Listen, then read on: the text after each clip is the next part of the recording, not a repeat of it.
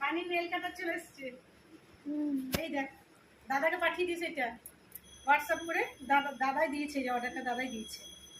Nail কাটাটা কেমন নাকি শুভ দিয়েছে এটা অর্ডার বানির জন্য। বানির নখগুলো অনেক বড় বড় হয়ে গিয়েছে, এখনই কেটে দিচ্ছি আমি নখগুলো। দিয়ে ইউটিউব থেকে একবার দেখে ফ্লিপকার্টে একটা নেল কাটার অর্ডার দিয়ে দিস তো, বানির নখগুলো অনেক বড় বড় হয়েছে।